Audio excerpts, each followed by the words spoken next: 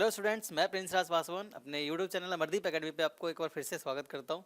तो ये बेटा जो है चैप्टर नंबर सॉल्यूशन जो है तुम्हारा केमिस्ट्री क्लास का 12th क्लास का केमिस्ट्री के चैप्टर जो है सॉल्यूशन का 6th लेक्चर होने वाला है। पिछले 5 लेक्चर में कई सारे टॉपिक हम लोगों ने डिस्कस किए हैं। एक बार पहले उन लेक्चर्स को अटेंड कर लो, देख लो, ठीक है। उसके बाद इसको ट्राई करना और अगर आपको अच्छे तरीके से आता है तो आप यहाँ से भी कंटिन्यू करने वाले हो, कर सकते हो, ठीक है। कि सिर्फ इसी टॉपिक के लिए आए हो तो ये चैप्टर ये लेक्चर तुम्हारे लिए सफिशेंट है। अदरवाइज अब स्टार्ट कर रहे हो सॉल्यूशन पढ़ना तो बाकी लेक्चर्स भी अटेंड कर लो, उससे बेनिफिट मिलेगा आपको, ठीक है। तो आज के जो लेक्चर में हम बात करने वाले हैं बच्चे, कोलिगेटिव प्रॉपर्टी के बारे में बात करने वाले हैं, कोलिगेटिव प्रॉपर्टीज, ठीक है। तो कोलिगेटिव प्रॉपर्टीज हमारा लास्ट टॉपिक है सॉल्यूशन चैप्टर का, लेकिन इस कोलिगेटिव प्रॉपर्टी में भी कई सारे सब हेडिंग्स हैं, यानी कि कई सारे इसी टॉपिक में भी बाकी टॉपिक्स भी इंक्लूड है। जैसे कि पहले बता दें आपको कि कोलिगेटिव प्रॉपर्टी होता क्या है। तो जितने भी हम पैरामीटर्स पढ़ते हैं, जितने भी लाइक सॉल्यूशन में जितने भी टर्म्स यूज होने वाले, जैसे अब तक हमने हेनरी लॉ पढ़ा, राउल्स लॉ पढ़ा, मोल फ्रैक्शन पढ़ा, relative lowering in vapour pressure पढ़ा, आगे जो हम पढ़ने वाले हैं ऑस्मोटिक प्रेशर पढ़ने वाले हैं, वांट ऑफ फैक्टर पढ़ने वाले हैं, एलिवेशन इन बॉइलिंग पॉइंट और elevation depression in freezing point, इन सभी टॉपिक्स को पढ़ने वाले। तो उन सभी टॉपिक में, उन सभी प्रोसेसेस में, उन सभी रिएक्शंस में कुछ ऐसे प्रॉपर्टीज भी होते हैं जो कोलिगेटिव प्रॉपर्टी के अंडर में आता है, ठीक है। तो कोलिगेटिव प्रॉपर्टी होता क्या है पहले आपको ये पता होना चाहिए। तो ध्यान रखना, आप कोलिगेटिव प्रॉपर्टी उन प्रॉपर्टी को कहते हो या उन प्रोसेसेस को कहते हो जिसमें जो प्रोसेस पढ़ने वाले हो उसमें सिर्फ और सिर्फ जो टॉपिक्स हैं वो सिर्फ और सिर्फ किस पे डिपेंड करता हो, अमाउंट ऑफ। तो कोलिगेटिव प्रॉपर्टी में फिर हम क्या पढ़ने वाले हैं यहाँ पे, कोलिगेटिव प्रॉपर्टी होता क्या है पहले आपको ये पता होना चाहिए, ठीक है ना। कोलिगेटिव प्रॉपर्टी में कौन कौन से प्रोसेसेस आते हैं ये भी पता होना चाहिए आपको। तो कोलिगेटिव प्रॉपर्टी बेटा वो प्रॉपर्टी है जिसमें जितने भी प्रोसेस हम पढ़ने वाले हैं उन सभी में सिर्फ और सिर्फ अमाउंट ऑफ एटम और मॉलिक्यूल्स पे डिपेंड करेगा। यानी कोई ऐसा प्रोसेस जिसमें हम सिर्फ और सिर्फ एटम्स के और मॉलिक्यूल्स के बारे में बात करने वाले हैं, उन सभी प्रॉपर्टीज़ को, उन सभी प्रोसेस को किसके अंडर में रखा गया, कोलिगेटिव प्रॉपर्टी में। तो कुछ प्रोसेस ऐसे हैं जो सिर्फ और सिर्फ एटम्स के और मॉलिक्यूल्स के नंबर पे डिपेंड करता है, एटम और मॉलिक्यूल्स के अमाउंट पे डिपेंड करता है, ना तो वॉल्यूम पे डिपेंड करता है, ठीक है, और ना ही कॉन्सेंट्रेशन पे डिपेंड करता है। तो कुछ ऐसे सब्सटेंसेस को, कुछ ऐसे प्रॉपर्टीज़ को हम लोग क्या कहते हैं, कोलिगेटिव प्रॉपर्टी कहते हैं। तो इसमें आप क्या पढ़ने वाले हो, द प्रोसेस, ठीक है, the process which depends, the process which depends only upon amount of matter, ठीक है। और ये जो अमाउंट ऑफ मैटर है, यहाँ पर किस मैटर के बारे में बात करने वाले हैं बच्चे, यहाँ पर नंबर ऑफ एटम के बारे में बात करने वाले, नंबर ऑफ एटम्स, ठीक है, एंड नंबर ऑफ मॉलिक्यूल्स। तो वो कंपोनेंट्स, वो प्रोसेस जो सिर्फ एटम्स के नंबर पे और मॉलिक्यूल्स के नंबर पे डिपेंड करता हो, ठीक है, उन सभी प्रॉपर्टी को हम क्या बोलते हैं, कोलिगेटिव प्रॉपर्टी कहते हैं। तो कौन कौन से एग्जांपल्स है कोलिगेटिव प्रॉपर्टी का पहले ये देखते हैं, फिर उसके बाद एक एक करके हम डिस्कस करेंगे। तो कोलिगेटिव प्रॉपर्टी में सबसे पहले जो आता है बच्चा वो है osmotic pressure.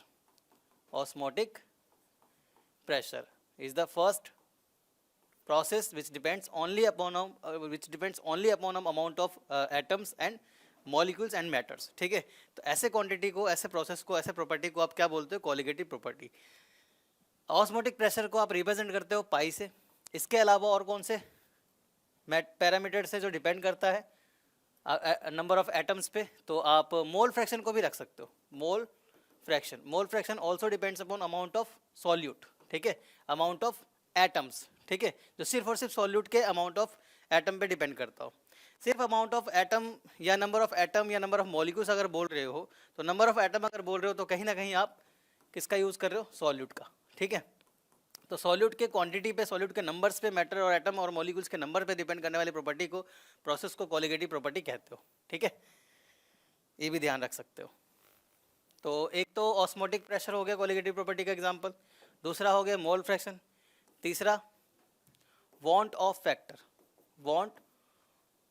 Want Hoff factor. इन सबको डिटेल में एक एक टॉपिक पे एक एक लेक्चर बना दूंगा, छोटे छोटे बनाएंगे, क्योंकि जो बड़े लेक्चर्स होते हैं बच्चे देखने से पीछे हटते हैं, सोचते हैं कि इतना ज़्यादा टाइम वेस्ट कौन करेगा, बट बेटर डिटेल में होता है। अगर कोई 1 आवर प्लस या फिर 1 आवर प्लस पढ़ा रहा हो ना, तो मतलब आपको डिटेल दे रहा है, डिटेल में मतलब उन चीज़ों को बताने की कोशिश कर रहा है ना, तो वो मेहनती होती है, बस थोड़ा सा आपका सपोर्ट चाहिए होता है। वांट ऑफ फैक्टर्स, हालांकि 15-20 मिनट का भी टॉपिक लेक्चर्स बन सकता है, बट वही है कि सिर्फ और सिर्फ एक ही टॉपिक कंसिडर किया जा सकता है, बाकी टॉपिक्स कंसिडर उसमें नहीं किया जा सकता, क्योंकि लेंथ अगर लेक्चर के रख रहे हैं तो उसमें क्वेश्चंस डिस्कस करना हो, बाकी चीज़ें एक्सप्लेन करना हो, तो चैप्टर वीडियो की लेंथ जो है बढ़ जाती है, जाहिर सी बात है ना।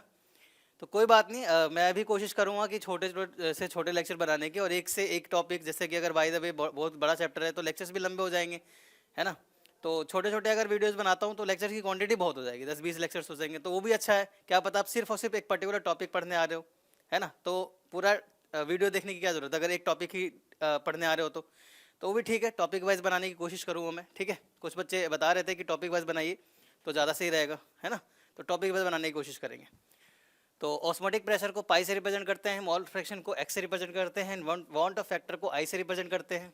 उसके अलावा elevation in boiling point, elevation in boiling point is also example of colligative property and this is represented by delta TB। उसके अलावा बच्चा depression in freezing point, depression in freezing point, depression in freezing point, this is represented by delta TF। and last one is relative lowering in vapor pressure, relative lowering in vapour pressure, ठीक है। तो ये जो है 1 2 3 4 5 6, ये 6 के 6 examples है colligative property के। कई बार डायरेक्ट क्वेश्चन आ जाता है कि कौन सा कोलिगेटिव प्रॉपर्टी है कौन सा नहीं है, तो ध्यान रखना जो भी अमाउंट ऑफ सॉल्यूट पे, नंबर ऑफ सॉल्यूट पे, नंबर ऑफ मैटर पे, नंबर ऑफ मॉलिक्यूल्स पे डिपेंड करता हो, उसको हम कोलिगेटिव प्रॉपर्टी के कैटेगरी में रखते हैं। क्लियर। तो आज हम जो बात करने वाले हैं वो ऑस्मोटिक प्रेशर के बारे में बात करने वाले हैं। तो let's start. Osmotic pressure, what you mean by osmotic pressure, पढ़ा है पहले कभी? क्या होता है ऑस्मोटिक प्रेशर? ऑस्मोटिक प्रेशर क्या होता है बताइए। ऑस्मोटिक प्रेशर को आप पाई से रिप्रेजेंट करते हो, ठीक है। ऑस्मोटिक प्रेशर रिप्रेजेंट करते हैं उसको पाई से। होता क्या है? तो ऑस्मोटिक प्रेशर को डायरेक्ट पढ़ने से पहले बच्चा हमें कुछ प्रोसेस के बारे में पढ़ना चाहिए, तभी हम ऑस्मोटिक प्रेशर पे आते हैं। तुम्हें पता है मैं डायरेक्ट किसी प्रोसेस पे ले जाने से पहले उसके कॉन्सेप्ट को समझाता हूँ। तो समझते हैं पहले ऑस्मोटिक प्रेशर, डायरेक्ट हम जानने से पहले ये समझेंगे कि एक्चुअल में क्या है और क्यों पढ़ रहे हैं। तो ऑस्मोटिक प्रेशर को समझने से पहले हमें कुछ टर्म्स पता होना चाहिए, लाइक ऑस्मोसिस, क्योंकि ऑस्मोसिस से ही ओरिजिन हुआ है किसका? ऑस्मोटिक प्रेशर का। और ऑस्मोसिस से पहले हमें पढ़ना पड़ेगा अबाउट सॉल्यूशन। वो सॉल्यूशन है जो अब तक पढ़ के आ चुके हो, ठीक है। कहीं मत्था मार रहे हो कि फिर से सॉल्यूशन पढ़ाने जा रहे हैं। तो सॉल्यूशन अबाउट मतलब 2 तरह का होता है, एक डाइल्यूट सॉल्यूशन और एक concentrated solution.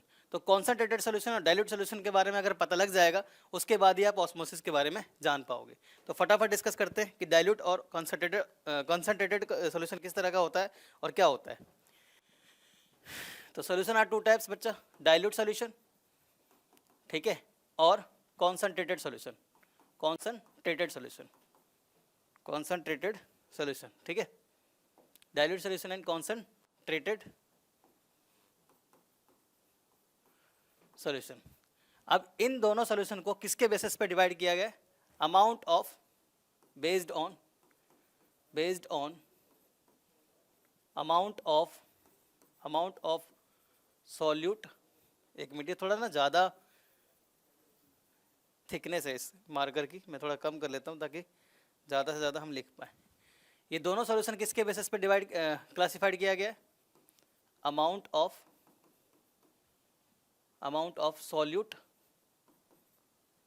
Solute and solvent.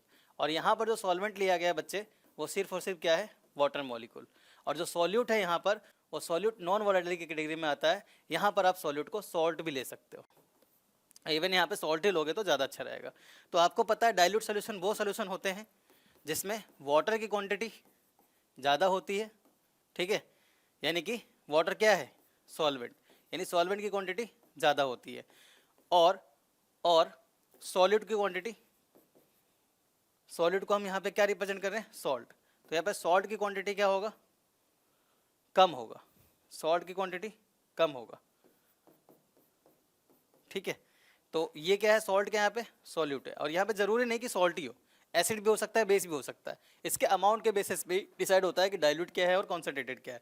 Dilute का मतलब हमेशा वाटर की क्वांटिटी ज़्यादा, और यहाँ पर जो भी तुम सॉल्यूट यूज कर रहे हो, चाहे वो एसिड हो, बेस हो, जैसे तुमने पढ़ा हुआ कॉन्सेंट्रेटेड एसिड, डाइल्यूट एसिड, तो डाइल्यूट एसिड का मतलब ऐसा एसिड जिसके अंदर वाटर की क्वांटिटी ज़्यादा है और एसिड की क्वांटिटी कम है। तो कुछ भी हो सकता है, ज़रूरी नहीं कि सिर्फ सॉल्ट ही हो, इस बात का ध्यान रखना, ठीक है। ऐसे ही यहाँ पे कॉन्सेंट्रेटेड का मतलब क्या हुआ, कॉन्सेंट्रेटेड टर्म ही यूज किया गया सॉल्यूट के लिए, तो यहाँ पे सॉल्यूट ज़्यादा होगा, और सॉल्यूट को हम किससे रिप्रेजेंट करा रहे हैं, सॉल्ट से, और यहाँ पर वाटर क्या होगा, कम होगा, और वाटर कम का मतलब यहाँ पे सॉल्वेंट कम होगा, क्या कम होगा, सॉल्वेंट कम होगा, ठीक है, सॉल्वेंट कम होगा। और सॉल्वेंट हम यहाँ पर कौन सा ले रखे, सॉल्वेंट हमने यहाँ पे ले रखा है वाटर, क्लियर। तो डाइल्यूट सॉल्यूशन वो सॉल्यूशन होगा जिसमें वाटर की क्वांटिटी ज़्यादा होगा और सॉल्ट की कम, और कॉन्सेंट्रेटेड वो होगा जिसमें सॉल्ट ज़्यादा होगा और वाटर कम।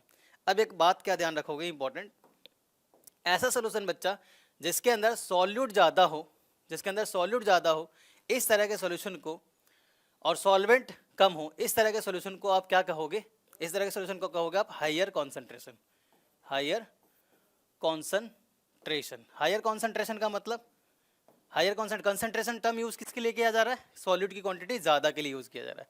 तो अगर हायर कॉन्सेंट्रेशन है मतलब सॉल्यूट ज़्यादा और सॉल्वेंट कम, यानी वाटर मॉलिक्यूल कम, ठीक है। और वाटर अगर ज़्यादा है और सॉल्यूट अगर कम है, तो ऐसा सॉल्यूशन को आप क्या बोलोगे, लोअर कंसंट्रेशन, ठीक है, लोअर कंसंट्रेशन। तो यहाँ से दो बात पता लगी आपको, ठीक है। तो यानी कि अगर मैं अब टर्म यूज करूँ, अगर मैं अब टर्म यूज करूँ हायर कंसंट्रेशन, हायर कंसंट्रेशन अगर टर्म यूज करूँ, तो हायर कंसंट्रेशन का मतलब आप क्या समझोगे कि सॉल्यूट ज़्यादा है, ठीक है, और सॉल्वेंट कम है, सॉल्वेंट यानी कि वाटर कम है, ओके।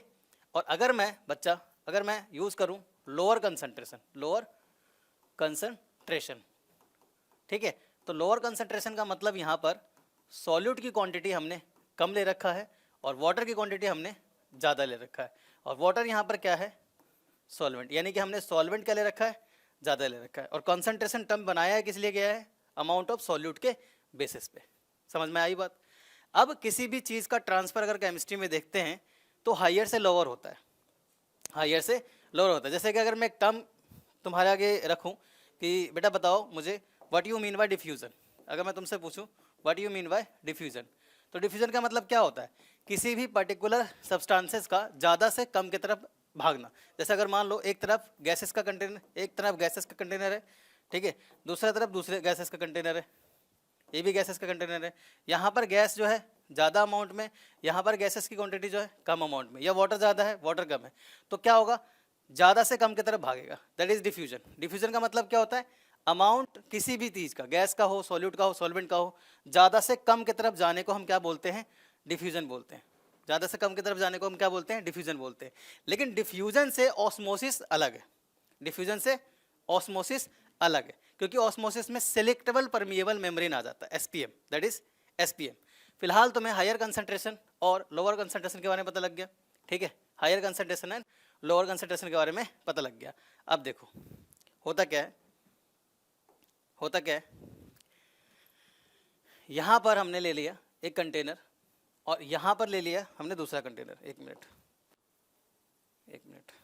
दो कंटेनर में ले रहा हूँ, ठीक है, या एक ही कंटेनर है और इसको हम सेपरेट कर रहे हैं एक मेम्ब्रेन से, इसको हम सेपरेट कर रहे हैं एक मेम्ब्रेन से। इस मेम्ब्रेन का नाम क्या है, SPM, that is selectable permeable membrane, ठीक है बच्चा, सेलेक्टेबल परमिएबल मेम्ब्रेन। और एक तरफ हम ले रहे हैं हायर कंसंट्रेशन, हायर कॉन्सेंट्रेशन, और एक तरफ हम ले रहे हैं लोअर कॉन्सेंट्रेशन, लोअर कॉन्सेंट्रेशन, ठीक है। अब हायर कंसंट्रेशन और लोअर कंसंट्रेशन के बारे में बता दीजिए क्या होता है, इसका मतलब क्या होता है। हायर कंसंट्रेशन का मतलब यहाँ पर सॉल्यूट की क्वांटिटी ज़्यादा है और सॉल्वेंट की क्वांटिटी कम है, ठीक है। What you mean bye solvent, solvent हमने यहाँ पे ले रखा है बेटा वाटर, यहाँ की बात करें तो लोअर कंसंट्रेशन का मतलब सॉल्यूट क्या है, कम है, क्योंकि कंसंट्रेशन टर्म यूज किया किसके लिए किया गया, सॉल्यूट के लिए।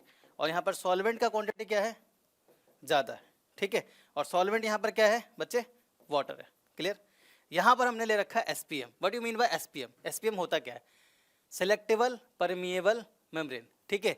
ये बहुत ही ज़्यादा थिन होता है, बहुत ही ज़्यादा थिन होता है, ठीक है। And it allow to enter only micro particles. और ये सिर्फ और सिर्फ माइक्रो पार्टिकल को ही अलाउ करता है ट्रांसफर होने में। अगर मैं आपसे पूछूं कि वाटर में और सॉल्ट में माइक्रो पार्टिकल कौन है, तो जाहिर सी बात आप बोलोगे कि वाटर जो है माइक्रो पार्टिकल है, ठीक है, छोटी क्वांटिटी है वाटर की। यानी कि एसपीएम सिर्फ और सिर्फ वाटर के मूवमेंट कराने वाला है, एसपीएम सिर्फ और सिर्फ वाटर की मूवमेंट कराने वाला है। तो यहाँ पर जो सॉल्यूशन है हमारे पास वो लोअर कंसंट्रेशन वाला है, और यहाँ पर जो सॉल्यूशन है वो हायर कंसंट्रेशन वाला है। और सिलेक्टेबल परमिएबल सिर्फ और सिर्फ किसको मूव कराता है, वाटर का। और अभी मैंने आपको बताया किसी भी तरह का डिफ्यूजन क्या होता है, ज़्यादा से कम डिफ्यूजन होता है। लेकिन जब ऑस्मोसिस वर्ड यूज करेंगे ना तो उसमें क्या आ जाएगा, एसपीएम आ जाएगा, क्योंकि सिलेक्टेबल परमिएबल मेम्ब्रेन सिर्फ और सिर्फ वाटर मॉलिक्यूल का ही मूवमेंट करवाता है। इस बात का ध्यान रखना। डिफ्यूजन एक अलग टर्म है, उसमें सिर्फ हायर टू लोअर जाएगा। लेकिन अगर डिफ्यूजन एसपीएम के थ्रू हो रहा है तो उसको हम क्या बोल देते हैं, ऑस्मोसिस बोलते हैं। कहीं ना कहीं इन सारे टर्म को बताने के बाद मैं किस टर्म पे आ चुका हूँ, ऑस्मोसिस वाले टर्म पे आ चुका हूँ, ठीक है। तो अभी ये बताओ वाटर की क्वांटिटी किधर ज़्यादा है, वाटर यहाँ पे ज़्यादा है, और यहाँ पर वाटर की क्वांटिटी क्या है, कम है।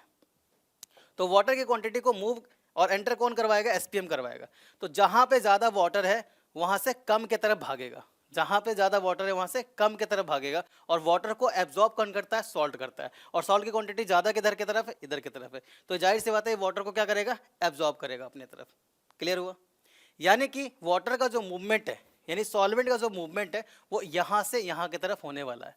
अब ये जो वाटर का मूवमेंट इधर से इधर हो रहा है, किसके थ्रू हो रहा है, तो एसपीएम के थ्रू हो रहा है। यानी कि मूवमेंट ऑफ वाटर हो रहा है कहाँ से, lower concentration to higher concentration. और यही टर्म बच्चा गलती कर देता है, सोचता कि हायर टू लोअर हो रहा है, नहीं।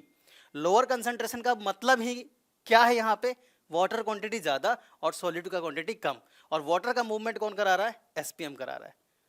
क्लियर हुआ? तो यहाँ पे क्या हो रहा है बच्चा, यहाँ पे क्या हो रहा है, यहाँ हो रहा है मूवमेंट ऑफ सॉल्वेंट। और सॉल्वेंट क्या हमने ले रखा है, वाटर। मूवमेंट ऑफ वाटर, ठीक है, from movement of water from lower concentration, from, ये मत लिखना भूलना, ठीक है, lower concentration to higher concentration. दूसरी बात क्या ध्यान रखने वाली बात है, through, THROUGH, through SPM called osmosis. तो सिंपल डिफ्यूजन में ऑस्मोसिस में क्या डिफरेंस है कि यहाँ पर वाटर का जो मूवमेंट है ना, मूवमेंट जो है वाटर का वो किसके थ्रू हो रहा है, एसपीएम के थ्रू हो रहा है। वो भी कैसे हो रहा है, lower concentration to higher concentration हो रहा है। इस प्रोसेस को हम क्या बोलते हैं, ऑस्मोसिस बोलते हैं। तो ऑस्मोसिस पढ़ने से पहले आपको डिफ्यूजन पता होना चाहिए था, डाइल्यूट एंड कंसंट्रेटेड सॉल्यूशन के बारे में पता होना चाहिए था, तब जाके तुम ऑस्मोटिक प्रेशर पे आओगे। क्लियर हुआ? पक्का? ठीक है। तो यहाँ से वाटर मॉलिक्यूल इधर की तरफ मूव कर रहा है और एसपीएम के थ्रू मूव कर रहा है। मैं आपको एक बार होमवर्क दूं, एसपीएम किससे बना होता है, सिलेक्टेबल परमिएबल किससे बना होता है, ये बताना आप। ठीक है, सिलेक्टेबल, हालांकि सेलोफेन, मैं एक बता देता हूँ सेलोफेन, बाकी क्या आप बताओगे कमेंट करके, बहुत सारे होते हैं। Cellophane is the also example of selectable permeable membrane, but बाकी के एग्जाम्पल आप बताओगे मुझे। ठीक है, तो अब हम डेफिनेशन लिखते हैं किसका, सिलेक्ट इसका ऑस्मोसिस का, ऑस्मोसिस का जो डेफिनेशन मैंने आगे के लिए होल्ड कर दिया था। अब बताइए आप डेफिनेशन ऑस्मोसिस का क्या होगा, तो क्या बताओगे, मूवमेंट ऑफ सॉल्वेंट। ठीक है, can I use another marker, another colour of marker. ठीक है, तो बेटा यहाँ पे क्या हो जाएगा, movement of solvent from lower concentration to higher concentration. ठीक है, थ्रू, ये वर्ड लिखना मत, वरना ऑस्मोसिस का डेफिनेशन ही रॉन्ग हो जाएगा, through SPM, that is selectable permeable membrane known as osmosis. Clear? Osmosis. और आपको पता है इसी ऑस्मोसिस के प्रेशर को रोकने वाले प्रेशर को हम बोलते हैं ऑस्मोटिक प्रेशर। ठीक है, तो चीज़ों को आसान करने के लिए आपको कॉन्सेप्ट पढ़ना बहुत जरूरी है। क्लियर है ये सारा? आते हैं ऑस्मोटिक प्रेशर पे। अब देखो डाइल्यूट कंसंट्रेटेड सब पता करने के बाद यस ये पता लग गया। अब आओ ऑस्मोटिक प्रेशर पे कि ऑस्मोटिक प्रेशर क्या होता है। सर बोतल में पानी दे देना एक बार। Osmotic pressure, what you mean by osmotic pressure? अब देखो तुमने क्या पढ़ लिया कि वाटर का मूवमेंट हो रहा है एक कंटेनर से दूसरे कंटेनर की तरफ। किस तरह से डायग्राम बनाया था हमने अभी आपके लिए? देखो ये बना देता हूँ। यस, ये हमने कंटेनर ले रखा है, ठीक है, और बीच में हमने क्या लगा रखा है? SPM। बीच में क्या लगा रखा है हमने बच्चों? SPM लगा रखा है। ये रहा, ये लगा रखा है सिलेक्टेबल परमिएबल मेम्ब्रेन SPM। और इसको ऊपर से कर देते क्लोज। क्लोज ना करके एक काम करते, प्रेशर लगा देते हैं इस तरह से, ऐसे, और ये इस तरह से ऐसे। अभी जो फिलहाल प्रेशर लग रहा है यहाँ से जो प्रेशर लग रहा है वो 1 एटमॉस्फेरिक प्रेशर लग रहा है। ठीक है, यहाँ से भी जो प्रेशर लग रहा है वो नेचुरल प्रेशर है, 1 एटमॉस्फेरिक प्रेशर। अब हमने जो सॉल्यूशन ले रखा है, ये जो सॉल्यूशन लिया है बच्चों, यहाँ ले रखा है लोअर कंसंट्रेशन। अब बच्चे समझदार हैं, अच्छे से जानते हैं ना लोअर कंसंट्रेशन का मतलब क्या होता है? बताओ जल्दी बताओ, लोअर कंसंट्रेशन का मतलब क्या होता है? बच्चे बहुत समझदार हैं। लोअर कंसंट्रेशन बच्चे वर्ड किसके लिए निकला है? सॉल्यूट के लिए। यानी सॉल्यूट का क्वांटिटी यहाँ पे कम है, किसका क्वांटिटी ज़्यादा है यहाँ पे? वाटर का। और वाटर क्या है यहाँ पे बच्चा? सॉल्वेंट। बहुत अच्छे, ठीक है, सॉल्वेंट। हायर कंसंट्रेशन मतलब बच्चे यहाँ सॉल्यूट क्या है? ज़्यादा है, ठीक है, और यहाँ पे सॉल्वेंट क्या है? सॉल्वेंट यानी वाटर, सॉल्वेंट क्या है यहाँ पे? कम है। क्लियर? अब मूवमेंट ऑफ वाटर हो रहा है कहाँ से? Lower to higher, lower concentration to higher concentration. अब हमने क्या किया? इस ऑस्मोसिस को, यहाँ पे जो हो रहा है ये नेचुरल ऑस्मोसिस हो रहा है, यहाँ जो हो रहा है ये क्या हो रहा है? Natural osmosis. स्पॉन्टेनियस प्रोसेस है, स्पॉन्टेनियसली हो रहा है, अपने आप हो रहा है। वाटर अपने आप मूव करेगा ज़्यादा से कम की तरफ, अल्टीमेटली वाटर मूव करेगा, उसको कोई एक्सटर्नल मीडियम की जरूरत नहीं है। तुम देख पा रहे हो कि यहाँ पे प्रेशर दोनों का इक्वल है। अब इस प्रेशर को रोकने के लिए हमने यहाँ से एक्सटर्नल प्रेशर लगाया। क्या किया? एक्सटर्नल प्रेशर लगाया, ठीक है, एक्स्ट्रा प्रेशर लगाया। क्या करने के लिए? नेचुरल ऑस्मोसिस को रोकने के लिए। This pressure is known as osmotic pressure. Clear? समझ में आ रही बात? तो क्या होगा? To stop natural osmosis, to stop natural osmosis process. Natural osmosis process को रोकने के लिए, to stop natural osmosis pressure, external या एक्स्ट्रा बोल सकते हो, extra pressure applied, extra pressure will be applied known as osmotic pressure. ठीक है, तो जो एक्स्ट्रा प्रेशर लगा रहे हो नेचुरल ऑस्मोसिस को रोकने के लिए, ऐसे प्रेशर को क्या बोलते हो आप? Known as osmotic pressure. इस तरह से के प्रेशर को बच्चे क्या बोलते हैं हम लोग? ऑस्मोटिक प्रेशर बोलते हैं। क्लियर? इस तरह के प्रेशर को क्या बोलते हैं? ऑस्मोटिक प्रेशर बोलते हैं। अब ऑस्मोटिक प्रेशर किस चीज, किन किन फैक्टर्स पे डिपेंड करता है बच्चा? तो ऑस्मोटिक प्रेशर को हम पाई से रिप्रेजेंट करते हैं और डायरेक्टली प्रोपोर्शनल होता है। अब यहाँ पे देखो कई चीज़ें ना नेचुरली, यहाँ जो बात कर रहे थे हम लोग 27 डिग्री सेल्सियस पे बात कर रहे थे, यानी कि देखो, या तुम ये कह सकते हो यहाँ जो बात हो रही थी वो बात हो रही थी नेचुरल कंडीशन पे। कौन सा कंडीशन? Natural condition. ठीक है, और नेचुरल कंडीशन को आप क्या बोलते हो? STP, standard temperature pressure. यानी जो टेम्परेचर यूज़ किया जा रहा है, ठीक है, 25 to 27 डिग्री सेल्सियस यूज़ किया जा रहा है। ठीक है, 298 पे बात हो रहा है बेटा। ठीक है, और प्रेशर जो यूज़ किया जा रहा है नेचुरली वो 1 एटमॉस्फेरिक प्रेशर यूज़ किया जा रहा है। ठीक है, तो ऑस्मोटिक प्रेशर की अगर मैं बात करूं, ऑस्मोटिक प्रेशर पे की अगर मैं बात करूं तो डायरेक्टली प्रोपोर्शनल होता है कॉन्सेंट्रेशन पे। किस पे? कॉन्सेंट्रेशन पे। ठीक है, कॉन्सेंट्रेशन के अलावा क्या ध्यान रख सकते हो? टेम्परेचर की बात कर रहे हैं हम लोग। और प्रोपोर्शनलिटी कांस्टेंट यहाँ पे हटाते हैं बेटा तो एक गैस कांस्टेंट आ जाता है, universal gas constant, that is CRT। ठीक है, तो ये आ जाएगा यहाँ पे पाई का formula, pi equal to CRT। C यहाँ पे क्या है? सी यहाँ पे क्या है? सी यहाँ पे है concentration. What you mean bye concentration? Concentration का मतलब क्या होता है? कॉन्सेंट्रेशन को आप मोलैरिटी भी बोलते हो, स्टार्टिंग के लेक्चर्स में बताया था, ठीक है, स्टार्टिंग के लेक्चर में बताया था कंसंट्रेशन को आप क्या बोलते हो, मोलैरिटी भी बोलते हो। और क्या फॉर्मूला होता है, कंसंट्रेशन को सी से रिप्रेजेंट कर सकते हो, मोलैरिटी को एम से रिप्रेजेंट करते हो, that is number of moles per unit volume, ठीक है। तो ऑस्मोटिक प्रेशर की अगर बात करें और आगे बढ़ते हैं तो pi is equal to number of moles per unit volume, that is R and T.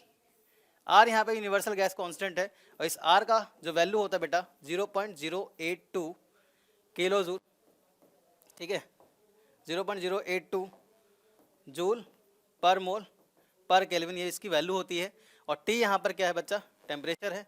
और टेम्परेचर जनरली जो तुम लेने वाले हो वो 298 केल्विन लेने वाले हो, यानी केल्विन के फॉर्म में लेने वाले हो, ठीक है। एक और चीज़ मैं आपको बता दूं, इस पाई को हम किससे रिप्रेजेंट कर सकते हैं, पाई को किससे रिलेट कर सकते हैं? आपने पढ़ा होगा 11th क्लास में, 11th क्लास में पढ़ा होगा ideal gas equation, ideal gas equation याद है?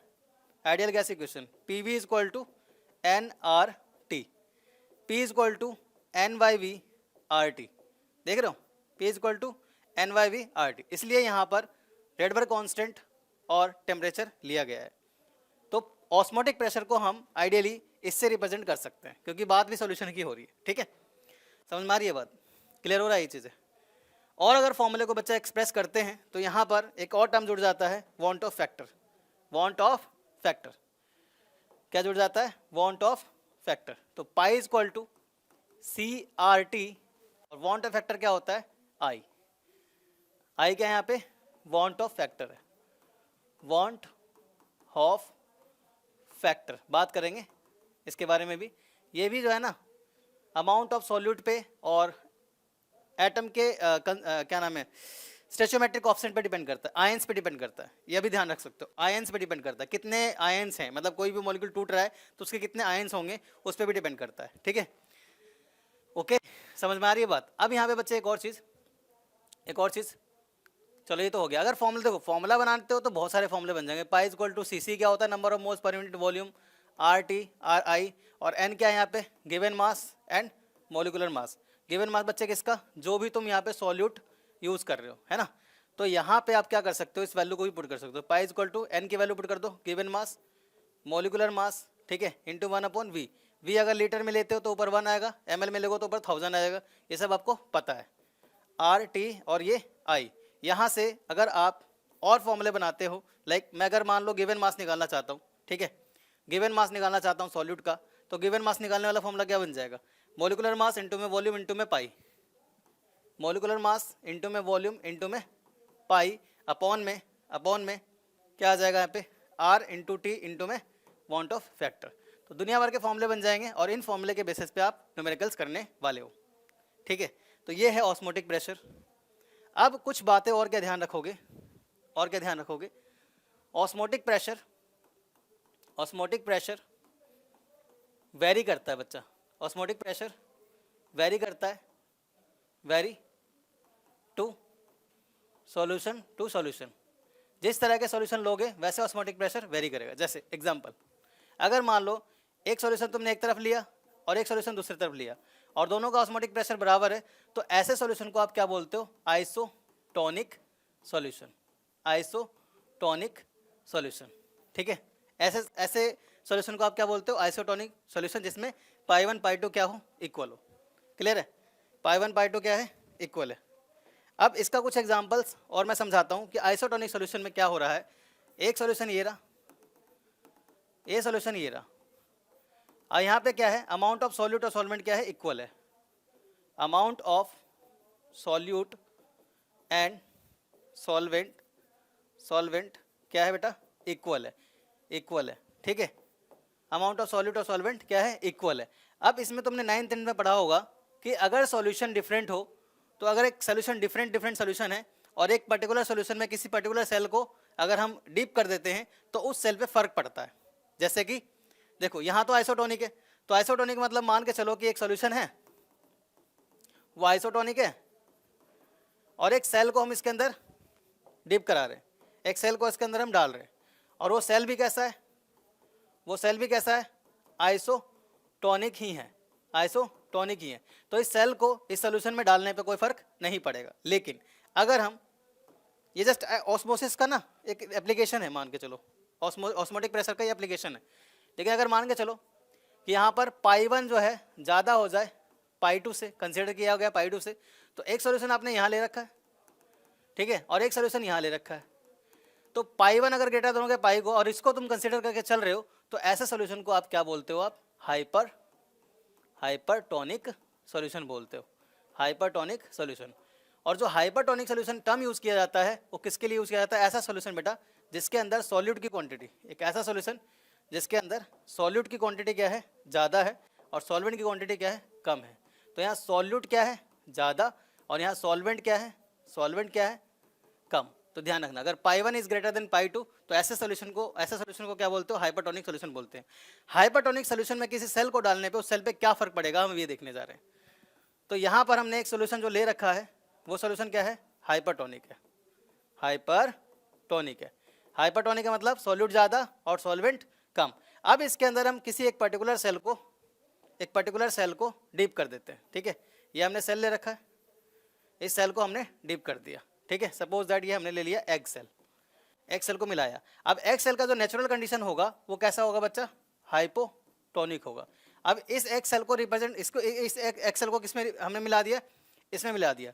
जैसे ही हमने इस एग सेल के अंदर इसको मिलाया तो हुआ क्या, यहाँ पर ऑस्मोसिस शुरू हो गया, क्योंकि एग सेल में जो इसका सेल वॉल होगा वो कैसा एक्ट करेगा, एक्ट एज एसपीएम। बात समझ में आ रही है। इस एग सेल का जो सेल वॉल होगा वो कैसे एक्ट करेगा, सेलेक्टेबल परमिएबल मेम्ब्रेन। और सेलेक्टेबल परमिएबल मेम्ब्रेन का काम क्या होता है, वाटर का ट्रांसफर करना। यहाँ तुमने ले रखा है सोल्यूशन हाइपरटोनिक, और सेल के अंदर जो कंडीशन है हाइपोटोनिक का मतलब क्या हुआ, यहाँ पे सॉल्यूट की क्वांटिटी यहाँ पे कम होगा और सॉल्वेंट का क्वांटिटी यानी कि वाटर का क्वांटिटी यहाँ पे ज़्यादा होगा। तो वाटर का मूवमेंट कहाँ से कहाँ होने लग जाएगा, हाइपो से हाइपर में, यानी सेल से जितने भी वाटर मॉलिक्यूल के कंटेंट है वो सब के सब इस सॉल्यूशन में मिक्स होने लग जाएंगे। तो जो सेल है, इस सेल से क्या होने लग जाएगा बच्चा, इस सेल से वाटर मॉलिक्यूल बाहर निकलना शुरू हो जाएगा, ठीक है। इस तरह के ऑस्मोसिस को आप क्या बोलते हो, एक्स ऑस्मोसिस बोलते हो, एक्स ऑस्मोसिस, या फिर आउटर ऑस्मोसिस। यानी कि यहाँ पर क्या हो रहा है, आउटर ऑस्मोसिस, यानी यहाँ पे क्या हो रहा है कि सेल से वाटर बाहर निकलना शुरू हो रहा है। अब सेल जो है उससे वाटर के मॉलिक्यूल्स बाहर निकल जाएंगे क्योंकि हाइपरटोनिक है, और हाइपरटोनिक में यहाँ पर क्या है ज़्यादा, हाइपरटोनिक में क्या है, सॉल्यूट ज़्यादा। सॉल्यूट सारे वाटर मॉलिक्यूल को क्या कर लेगा, एब्जॉर्ब कर लेगा। सेल क्या हो जाएगा, पिचक जाएगा। सेल से सारा का सारा वाटर मॉलिक्यूल बाहर आएगा तो सेल क्या हो जाएगा, पिचक जाएगा। प्रोसेस ध्यान रखना, इसको एक्स ऑस्मोसिस बोलते हैं, आउटर ऑस्मोसिस बोलते हैं। यहाँ पर सेल के साथ क्या होने वाला है, रिजल्ट क्या होने वाला है, सेल विल श्रिंक। सेल क्या कर जाएगा बच्चा, श्रिंक कर जाएगा। तो इस बात का भी ध्यान रखना, ऐसे क्वेश्चन इनके बेसिस पे भी क्वेश्चन आते हैं। अभी मैं करीबन 10-11 क्वेश्चन लेकर के आया हूँ। अगर इस लेक्चर में क्वेश्चन पूरा कंप्लीट नहीं हो पाएगा तो इसके बाद जो लेक्चर होगा प्लेलिस्ट में मिल जाएगा, चैनल पे मिल जाएगा। डेफिनेटली मैं बता रहा हूँ आपको, ये सारे क्वेश्चन मैं इन टॉपिक्स पे कराने वाला हूँ, ठीक है। और उन क्वेश्चंस को आप अटेंड करोगे, मेरे साथ सॉल्व करोगे, और बहुत इंपॉर्टेंट क्वेश्चन है सारे के सारे, बिल्कुल भी मत छोड़ना, ठीक है। ये समझ आया। अब इसी का उल्टा देखो, एक मिनट देखो, क्वेश्चन लेकर आया हूँ मैं, ठीक है। इसी का उल्टा, जैसे हमने हाइपरटोनिक लिया था ना, अब हम ले रहे हैं हाइपोटोनिक। अब हमने क्या लिया, हाइपोटोनिक ले लेते हैं, ठीक है। तो अगर मान लीजिए आप पाई 1 यहाँ पर आप कम कर रहे हो, किससे, पाई 2 से, और कंसिडर इसको करके चल रहे हो, तो इसको कंसिडर करके चल रहे हो तो पाई 1 कम हो गया किससे, पाई 2 से। तो कंडीशन कैसा ले लिया तुमने, हाइपोटोनिक। मतलब किसी भी सेल को रिप्रेजेंट कर लिया और सेल से कंपेयर कर लिया। कोई भी सेल ले रहे हो जिसको डीप करने वाले सॉल्यूशन में, उससे कंपेयर करके इसका कंडीशन कैसा बनाया, हाइपोटोनिक बनाया। हाइपोटोनिक का मतलब समझ रहे हो बच्चे, तो समझदार हैं। हाइपोटोनिक का मतलब यहाँ सॉल्यूट अब क्या ले रहे हो, कम ले रहे हो, और सॉल्वेंट क्या ले रहे हो, ज़्यादा ले रहे हो, ठीक है। और फिर से आपने एक सॉल्यूशन लिया। सॉल्यूशन कैसा लिया है, पहले से तैयार है, एक सेल से कंपेयर करके तुमने तैयार कर लिया कि ये कैसा है, हाइपोटोनिक सॉल्यूशन है। अब इसके अंदर क्या कर रहे हो, फिर से एक सेल को डीप कर रहे हो। एक पर्टिकुलर सेल लिया, इस सेल को आप इसके अंदर डीप कर रहे हो, और सेल पहले से तैयार है, और इस सेल के ही कंसंट्रेशन के अमाउंट से आपने सॉल्यूशन तैयार किया है। इसके अंदर एक पर्टिकुलर अमाउंट मेजर कर लिया, उसके हिसाब से सॉल्यूशन तैयार किया है, यानी सॉल्ट की क्वांटिटी पहले से इसमें कम कर रखा है और वाटर की क्वांटिटी ज़्यादा कर दिया। अब इसके कंपैरिजन में सेल कैसा हो गया, सेल हो गया हाइपरटोनिक। हाइपरटोनिक का मतलब बच्चे यहाँ सॉल्यूट क्या हो गया, ज़्यादा, और यहाँ सॉल्वेंट क्या हो गया, कम। ठीक है, तो अब भी इसका जो सेल मेम्ब्रेन है, अब भी जो इसका सेल मेम्ब्रेन है, इसका जो सेल मेम्ब्रेन है वो कैसा ऐड करेगा, वो एसपीएम के जैसा ऐड करेगा। और एसपीएम क्या करता है, वाटर मॉलिक्यूल को ही अलाउ करता है, अलाउ टू एंटर, है ना, वाटर मॉलिक्यूल को ही डिसॉल्व होने में, एंटर करने में अलाउ करता है। तो होगा क्या यहाँ पे, जैसे ही तुम सेल को इसके अंदर डिप करोगे, जैसे तुम सेल के अंदर डिप करोगे, अब सेल कैसा है, हाइपरटोनिक, और सॉल्यूशन कैसा है, हाइपोटोनिक। तो हाइपोटोनिक का मतलब यहाँ पर वाटर क्या है, ज़्यादा, ठीक है, और यहाँ पर सॉल्यूट क्या है, कम है, सॉल्यूट क्या है, कम है। बात समझ में आ रही है। तो हाइपोटोनिक से, सॉरी हाइपोटोनिक से, एक मिनट बेटा, ये नहीं, ठीक है, वेट, देखो, तो यहाँ पे क्या होगा, वाटर का मॉलिक्यूल किधर से होगा, यस। तो अब क्या होना है, जैसे तुमने सेल कैसा है, हाइपरटोनिक है ना, और यहाँ पर क्या है, हाइपोटोनिक है। एग्जैक्टली समझ में आ रही है बात, हाँ। तो इस सॉल्यूशन से सेल के अंदर वाटर मॉलिक्यूल भरना शुरू हो जाएगा, क्योंकि अब सेल कैसा है, सेल कैसा है, हाइपरटोनिक, और सेल के पास कितना है, सॉल्यूट की क्वांटिटी ज़्यादा है, और सॉल्यूट क्या करता है, वाटर को एब्जॉर्ब करने की कैपेबिलिटी रखता है ना। तो इस तरह के आप ऑस्मोसिस को क्या बोलते हो, एंडोऑस्मोसिस, यानी कि वाटर मॉलिक्यूल अब सेल के अंदर चला जाएगा। This type of osmosis is known as endosmosis, ठीक है, एंडोऑस्मोसिस। बात समझ में आ रही है बात। रिजल्ट क्या होगा बच्चे, रिजल्ट क्या होगा, सेल फूल जाएगा, cell will flaccid, cell will flaccid. Clear हुआ। तो ये था ऑस्मोटिक प्रेशर का एक पर्टिकुलर एप्लीकेशन। जैसे कि इसका एग्जांपल तुमने देखा होगा पिकल्स बनाने में। हमारे घर में जो पिकल्स बनते हैं, अचार बनते हैं, अचार में क्या किया जाता है, जो मैंगोज है, ठीक है, मैंगोज को एक पर्टिकुलर, हमारी मम्मी क्या करती है घर में, जार में अचार बनाने के लिए, ठीक है, जार में अचार बनाने के लिए बहुत सारा ऑयल डालती हैं, ठीक है, बहुत सारा सॉल्ट डालती हैं, ठीक है, बहुत सारे मसाले डालती हैं, ठीक है, ताकि ये कंडीशन कैसा बन सके, ये कंडीशन हाइपर टॉनिक बन सके। और पिकल्स के लिए जो कच्चे कच्चे मैंगोज, मुंह में पानी आ गया, ठीक है, कच्चे कच्चे मैंगोज मिलाया जा रहा है, इसके अंदर मैंगोज के जो पीसेस मिलाए जा रहे हैं, ठीक है, ये अभी तो बिल्कुल बढ़िया है, फ्लैसिड है, लेकिन जैसे इसके अंदर मिलाया जाएगा अचार कैसा हो जाता है, चिपक जाता है, कैसा हो जाएगा, श्रिंक हो जाएगा। तो अचार बनाने में भी ऑस्मोटिक प्रेशर का यूज़ किया जा रहा है। उसके अलावा यहाँ पर जो एक एप्लीकेशन है वो क्या है, RO पढ़ा होगा ना, इवन घर में भी एग्जाम्पल से RO का पानी पीते हो ना। RO stands for reverse osmosis, RO stands for reverse osmosis. तो रिवर्स ऑस्मोसिस का जो एप्लीकेशन है वो यहीं से उठाया गया है, ठीक है, यहीं से यूज़ किया गया, मीन्स उठाया गया मतलब। तो यहाँ पर देखो 2 कंटेनर है, ये क्या है, SPM है, ठीक है, SPM, यहाँ से नेचुरल ऑस्मोसिस हो रहा है, अगर ये हायर कंसंट्रेशन और ये लोअर कंसंट्रेशन है तो यहाँ पर क्या किया जाता है, यहाँ जो प्रेशर लगा रहे हो उस प्रेशर को तुम क्या बोल रहे हो, ऑस्मोटिक प्रेशर बोल रहे हो। अब ऑस्मोटिक प्रेशर से एक्स्ट्रा प्रेशर लगाया अगर जाता है, जैसे नेचुरल ऑस्मोसिस है, उसको रोकने के लिए जो प्रेशर लगाया उसको ऑस्मोटिक प्रेशर बोला, उससे एक्स्ट्रा प्रेशर लगाया जा रहा है अगर, ठीक है, यानी कि पाई प्लस में P, ऑस्मोटिक प्रेशर से एक्स्ट्रा प्रेशर अगर लगाया गया तो क्या होगा, नेचुरल ऑस्मोसिस वापस से इधर की तरफ हो जाएगा, रिवर्स हो जाएगा। इस तरह के प्रोसेस को आप क्या बोलते हो, रिवर्स ऑस्मोसिस बोलते हो। When extra pressure can applied then osmotic pressure, अगर ऑस्मोटिक प्रेशर से ज़्यादा प्रेशर अप्लाई किया जाए, ठीक है, तो होगा क्या बेटा, होगा क्या, ऑस्मोसिस इज रिवर्स। तो ऑस्मोसिस क्या हो जाएगा, उल्टा होने लग जाएगा, यानी कि इधर से इधर की तरफ ट्रांसफर होने लग जाएगा, अगर प्रेशर कैसा लग रहा हो, एक्सटर्नल एक्स्ट्रा लग रहा हो तो। इस तरह के प्रोसेस को आप क्या बोलते हो, रिवर्स ऑस्मोसिस।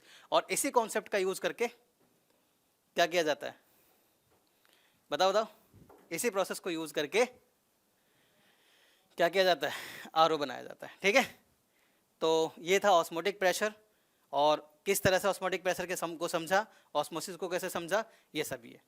नेक्स्ट लेक्चर में आप न्यूमेरिकल्स करने वाले हो, ठीक है। बात समझ में आ रही है बात? जरूर देखना, भूलना मत, बहुत अच्छे अच्छे क्वेश्चन है।